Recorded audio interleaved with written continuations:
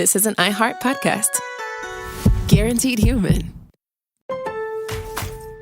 Introducing Home Care Plus, a new subscription service from Lowe's that helps make life easier by giving members a hand with home maintenance. Let Lowe's tackle the tasks you keep meaning to do, like electric dryer vent cleaning, replacing hard-to-reach light bulbs, and more. Subscribe to Home Care Plus for just $99 a year and consider your to-do list done. Members get more at Lowe's. Available in select zip codes only. Cancel anytime. Non-refundable fee. Product purchase required. Terms and service restrictions apply. Details at lowes.com/terms. Subject to change. Every business has an ambition. PayPal Open is the platform designed to help you grow into yours. With access to business loans so you can expand and hundreds of millions of PayPal customers worldwide. Your customers can pay all the ways they want today with PayPal, Venmo, Pay Later, and all major cards, so you can focus on the future. When you need a partner trusted by millions, there's one platform for all business. PayPal Open. Grow today at paypalopen.com. Loans subject to approval in available locations. This is Jacob Goldstein from What's Your Problem? When you buy business software from lots of vendors, the costs add up and it gets complicated and confusing. Odoo solves this. It's a single company that sells a suite of enterprise apps that handles everything from accounting to inventory to sales. Odoo is all connected on a single platform in a simple and affordable way. You can save money without missing out on the features you need. Check out Odoo at odoo.com. That's odoo.com.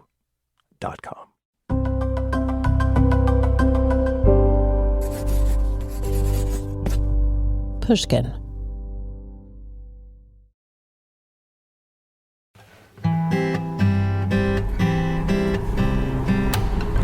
Ladies and gentlemen, it's our pleasure to welcome you to Georgetown, Guyana. A few years ago, our old producer Sarah Ventry and I took a reporting trip to Guyana. We did a whole season on the country just as it was becoming a brand new oil superpower. Right now, even, there are parts of the East Coast, and even here, during spring tides, you should see the waves coming over the top of the wall. So any kind of rise in sea level, we're in trouble. That was Salvador, one of our guides in Guyana, giving us a tour of the seawall surrounding Georgetown, the country's capital. How much do you keep building this wall up? At some point, we're going to have to think about moving, and the government is already talking about it, actually, moving the capital back into where the big airport is. 90% of the country will need to be moved in the next decade or so due to sea level rise, exacerbated by climate change. But the government of Guyana wasn't embracing oil because they thought climate change was a hoax. No, they said they were embracing it to pay for climate adaptation. I asked Dr. Troy Thomas, a professor at the University of Guyana, who's questioned the government's decision to allow massive amounts of drilling offshore, what he thought of this idea. I want him to show me one example where that has happened. And then show me another example where Guyana was the first to lead on something and develop something new and show the rest of the world. Show me those two things side by side. In fact, show me one of them first, and then I might be interested. Neither of those two things have happened. And so that to me, and it doesn't make sense, you got to release more into the atmosphere in order to have the ability to clean it up. And if we look at the rate at which, there is no cap on exploration, that's something that we are talking about low carbon development, but petroleum exploration and development is open-ended. And I've been asking the question, maybe not loudly enough, but how much is enough? How much is enough? It's a great question. If you haven't listened to that season already, go check it out. We get onto everything it does and doesn't mean for Guyana to be a big oil state, what it means for the people who live there, all of that. For our purposes today, though, I'm going to go back to Salvador and something he told Sarah and I about the early days of Guyana's founding as a country. He and his colleague Jamal led us through a small museum in downtown Georgetown, stopping occasionally to give us some backstory. So as you know, Guyana was actually spelled G-U-I-A-N-A at one point of time when it was the British time. You got the three Guyanas, and what they used to call British Guyana, Dutch Guyana, and French Guyana. Dutch Guyana is Suriname. Portuguese Guyana was here, and Spanish Guyana was here on the Orinoco. Spanish Guyana became part of Venezuela, Portuguese Guyana became part of Brazil. So you've got French now, French, Dutch, and English, but the border got changed. At this point, Salvador stood in front of a big map of the country to show how these former colonies had been divided into new countries. We gave up this to Brazil, and we gave up all of this to Venezuela.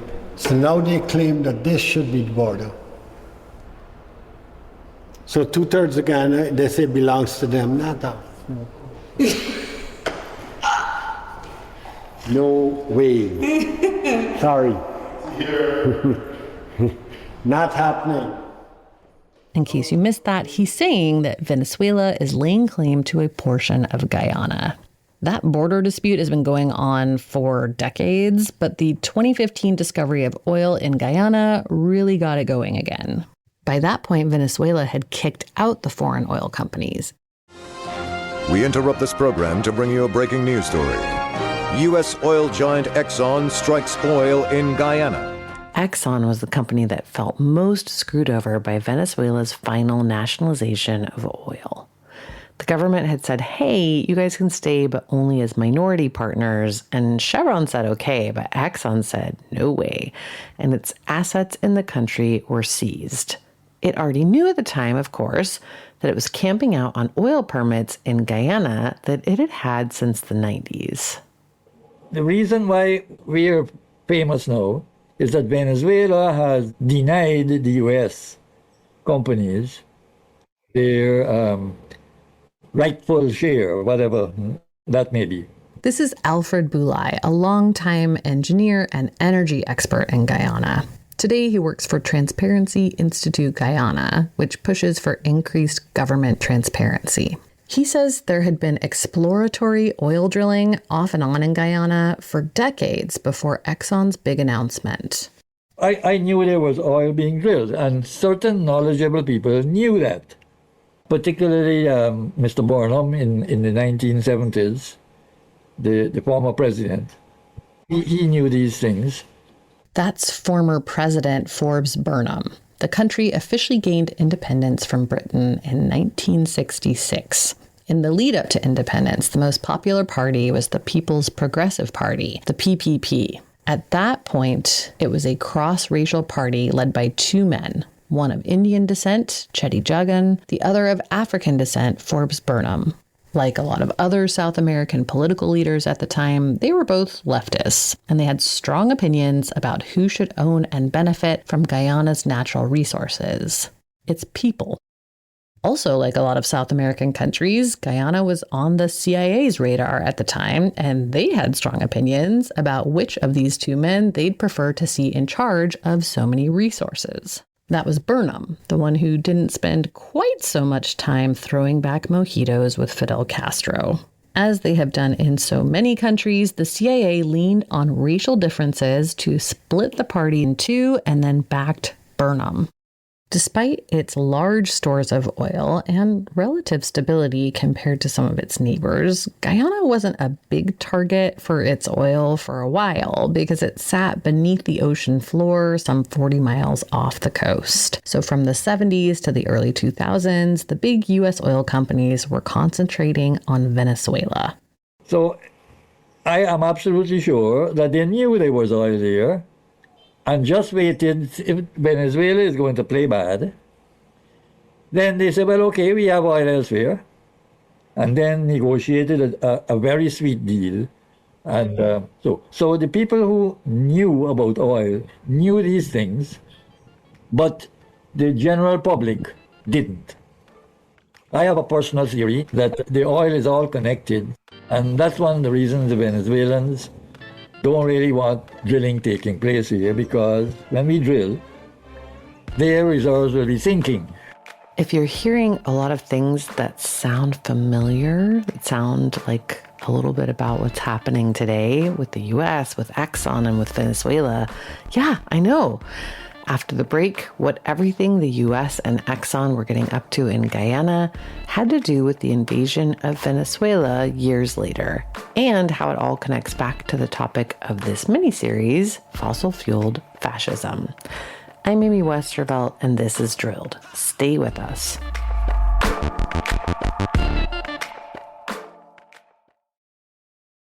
Every business has an ambition. PayPal Open is the platform designed to help you grow into yours. With access to business loans so you can expand and hundreds of millions of PayPal customers worldwide. Your customers can pay all the ways they want today with PayPal, Venmo, Pay Later, and all major cards, so you can focus on the future. When you need a partner trusted by millions, there's one platform for all business. PayPal Open. Grow today at paypalopen.com. Loans subject to approval in available locations. This is Jana Kramer from Wind Down with Jana Kramer. Instead of giving your mom something that fades, give her something that becomes part of her home this Mother's Day. The Lennox Spice Village is a set of 24 hand-painted little houses that are actually spice jars, perfect for anyone who loves to cook, entertain, or enjoy the little details that make everyday life special. As a mom, I love gifts that help turn ordinary moments into memories. Charming, timeless, and meant to be used, this is one of those pieces she'll treasure. And once you see it, you'll want it for your own home too. Find the full collection at lennox.com/spicevillage. Aging is real, and so are the benefits of adding Vital Proteins collagen peptides to your daily routine. New Vital Proteins collagen sparkling water. Your daily glow up now in 3 fresh flavors: strawberry blossom, lemon lime, and blood orange. Improved skin health in as little as 30 days thanks to collagen peptides. Cheers to that. Or go with our classic collagen peptides so you can stay vital, stay you. Visit vitalproteins.com to learn more and where to buy. These statements have not been evaluated by the Food and Drug Administration. This product is not intended to diagnose, treat, cure, or prevent any disease. I never really stop reporting a story once I've started, so even though it's been a while since my last reporting trip to Guyana, I keep tabs on the news there, try to keep up with sources, all of that. And I was surprised when suddenly one day last year, I saw a tweet from U.S. Secretary of State Marco Rubio praising Guyana for taking action to crack down on narco-trafficking. In the press release that he quote tweeted, the Guyanese government had specifically name-checked a gang I knew the U.S. government had just invented, the Cartel de los Soles, in much the same way that the Trump administration has lumped anyone with progressive politics under the umbrella of Antifa and designated it as a terrorist organization. Cartel de los Soles is an idea. The idea of government corruption, of government officials looking the other way at drug traffickers, maybe even taking bribes from them. But it doesn't exist as an actual entity. I knew from my time in Guyana that they had beef with Venezuela, and that beef was about oil, and that the oil economy in Guyana was tied more to one company than any other, ExxonMobil, and that company also had beef with Venezuela. Time to dig into what had been going on with Guyana and Venezuela lately. Turned out a lot. Venezuela held a vote asking whether it should take over a portion of neighboring Guyana. This was the first story I found on NPR's State of the World, and it was from all the way back in late 2023. Venezuela voted on what now? Venezuela's referendum was over a jungle region called Essequibo that makes up the western 2/3 of Guyana. Okay, I knew that Essequibo was where the oil is in Guyana, so this was starting to make a little more sense. Still, they had a vote on annexing 2/3 of a neighboring country. On Sunday, Venezuela's autocratic president, Nicolás Maduro, held a news conference urging Venezuelans to throng to the polling stations. They were asked to approve or reject 5 ballot questions. The most provocative proposal was to annex Essequibo. Guyana's Prime Minister, Mark Phillips, said in a radio interview that his country was preparing for the worst. You go to war with what you have. We are prepared to defend Guyana with what we have. Venezuelans did vote to annex Essequibo, or whatever a vote under Maduro was worth. It was enough to mobilize the international community. The International Court of Justice announced that it has jurisdiction over the border dispute and asked both countries to remain calm until it could issue a ruling. Pending a final decision in the case, the Bolivarian Republic of Venezuela shall refrain from taking any action which would modify the situation that currently prevails in the territory in dispute, whereby the Cooperative Republic of Guyana administers and exercises control over that area. Meanwhile, various governments pushed for peace talks between Guyana and Venezuela, which did eventually happen and resulted in a written agreement between the two called the Argyle Accords. Almost everyone seemed to immediately ignore this agreement. It was supposed to be, a cooling off period. They agreed to not do anything more around this border dispute until the International Court could make a decision. But almost immediately, Guyana asked the UK for a show of military support, which it provided. It sent a warship to the Guyana-Venezuela border. A couple weeks later, things calmed down for a couple of months. But in April 2024, Maduro signed the bill declaring Essequibo part of Venezuela into law. He took a little break after that for a little bit to make sure that he could secure re-election. But in January 2025, Maduro is back at it, this time appointing a governor for the new Venezuelan state of Essequibo. For a minute, it looked like the Trump administration wasn't all that concerned about it. The new Trump team didn't seem to mind, signaling a rapprochement with Maduro in exchange for Caracas agreeing to accept flights of Venezuelans deported from the U.S. Trump, though, now says Maduro isn't taking back deportees fast enough. Then in February, Trump cut off an economic lifeline to Maduro's government, an exemption that Biden had passed to allow Chevron to export Venezuelan oil. President Donald Trump announced Wednesday that a permit which has allowed U.S. energy giant Chevron to export Venezuelan oil will be canceled. Venezuela has been under strict U.S. sanctions since 2020, instituted by the first Trump administration in an effort to topple authoritarian President Nicolás Maduro. The permit was issued in 2022 by the Biden administration on the condition that Venezuela hold free and fair elections. But in 2024, after banning the strongest candidate to challenge him, Maduro claimed victory for a third term in office, despite significant evidence that he had, in fact, lost. Venezuela's political opposition estimates that Chevron's exemption from those sanctions has provided the Maduro government with roughly $4 billion. Remember in the first episode of this series where we talked about the Red Line Agreement and how it bred this entitlement amongst the oil companies and the governments that supported them? Well, at the same time all that was happening in the Middle East, oil companies were doing the exact same thing in Latin America. Standard Oil of New Jersey, the company known today as ExxonMobil, was the first foreign oil company to explore in Venezuela. It began drilling in 1913 there. Shell soon followed suit and hit a major find in 1922. By 1930, 3 foreign companies, Gulf, Royal Dutch Shell, and Standard Oil, controlled 98% of the Venezuelan oil market. And then Venezuela did the unthinkable. It took it back. In 1943, it passed the hydrocarbons law, which required foreign oil companies to give half their oil profits to the state. In 2007, Hugo Chavez decreed that all oil projects in Venezuela must be majority owned by the national oil company. That's when Exxon left and Chevron stayed. This brings us up to speed all the way to March 2025 when Maduro crossed a red line.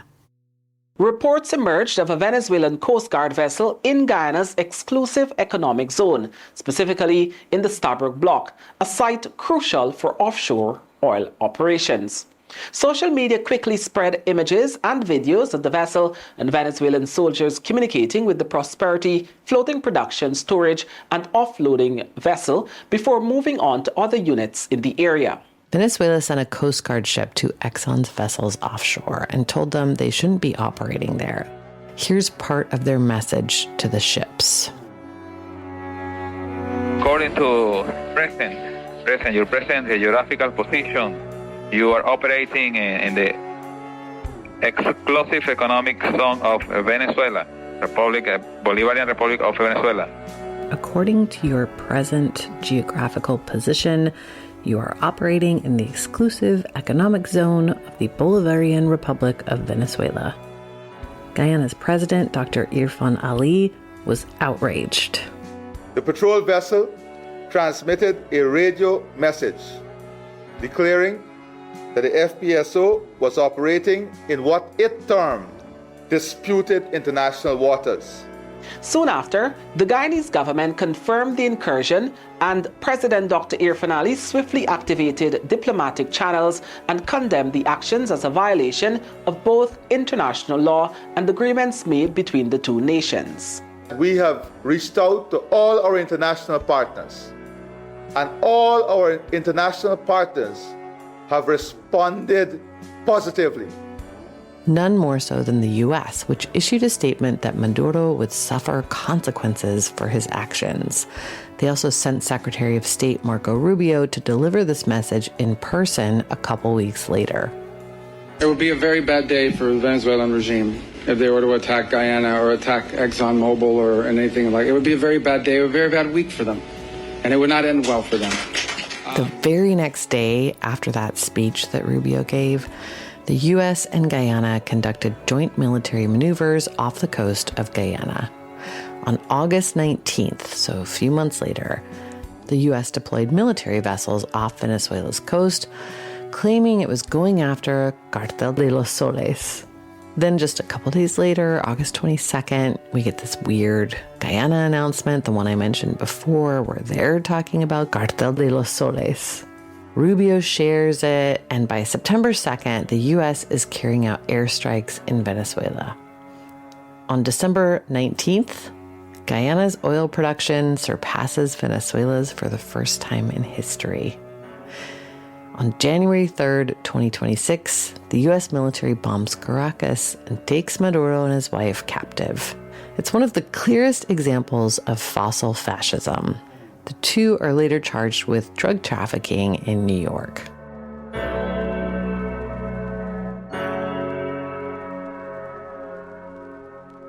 When Trump brings the country's top oil executives to the White House to talk about divvying up Venezuela's oil, though, they're not what I would call excited. President Trump is pushing those oil companies to invest $100 billion in Venezuela's oil infrastructure. At the White House on Friday, the president promised American oil executives that Venezuela was ready for investment. We're taking back what was taken from us. They took our oil industry. We built that entire oil industry. But not every company is fully on board, with some expressing concern about Venezuelan regulations and security needs for personnel. If we look at the legal and commercial constructs and frameworks in place today in Venezuela, today it's uninvestable. That was Exxon CEO Darren Woods speaking at the end there. And of course, Woods isn't interested in Venezuela. The whole point of this operation, as far as he's concerned, was to protect Exxon's play next door in Guyana. From the early days of oil right up to the present, the industry has worked to connect itself to American identity. And now the two are almost interchangeable. The fossil fuel industry and American imperialism go hand in hand, too. Now their preferred president is in power, and those who question oil dominance or dependence are targeted as the enemy, whether foreign or domestic. Fossil fascism is a term used by environmental sociologists to describe the response of the fossil fuel industry and its political allies to the deepening of the climate crisis and increased pressure to transition away from fossil fuels. That response, in a nutshell, is increasing alignment with authoritarian, nationalist, or fascist political movements to protect their interests. Key markers of this phenomenon are denial and suppression of climate science to protect fossil fuel profits, check. Scapegoating of migrants, ethnic minorities, or environmentalists, check. Authoritarian responses to climate migration and resource conflicts, for example, war and border militarization, check and check. Corporate capture of government, check. The use of nationalism to justify continued fossil fuel extraction. American energy dominance. Check. All the markers are there, and they've been there, growing increasingly more obvious, from the Red Line Agreement to the U.S. invasion of Iraq to the vilification of protesters, and now today, the invasion of Venezuela and Iran. It's never been more glaring. The question is, how much longer will we let it continue?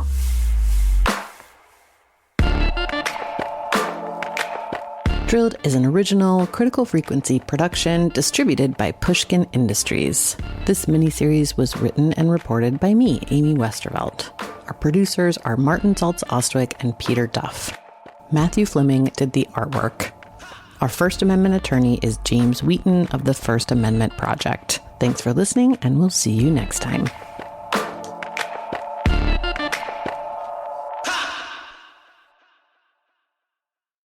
Picture this. Me, Reese Witherspoon, in London, ordering fish and chips so often they might start wrapping me in paper. I'm traveling with my Wells Fargo Autograph Journey card, so I earn rewards wherever I book travel. 5 times points with hotels, 4 times with airlines, 3 times on restaurants and other travel, and 1 point on other purchases. Imagine getting rewarded for eating a toad in the hole. Wait, what is a toad in a hole? Visit wellsfargo.com/autographjourney. Terms apply. This is David Eagleman from the Inner Cosmos podcast. As a neuroscientist, I think a lot about how our brains shape our experience of reality and how easily we get pulled into mental habits that we don't even notice. This plays out every day in how we respond to stress and information overload and the constant demands of our attention. That's why I use the Waking Up app from Sam Harris. It brings together meditation and neuroscience and philosophy to help you see what your mind is doing in real time. We can't escape our thoughts, but we can understand them to respond with more patience and clarity. The practices in the app are easy to fit into a busy routine, and they support a steadier, healthier mind. If you're ready to train the mind that's behind everything you do, you can unlock Waking Up free for 30 days at wakingup.com/innercosmos. Hey everyone, it's Cal Penn. I'm inviting you to join the best-sounding book club you've ever heard with my podcast, Hearsay, the Audible and iHeart audiobook club. Every episode, I nerd out with amazing guests and dive into the best new audiobooks available on Audible. It's the book club for your ears. Listen to Hearsay, the Audible and iHeart audiobook club on the iHeartRadio app or wherever you get your podcasts. This is an iHeart podcast. Guaranteed Human.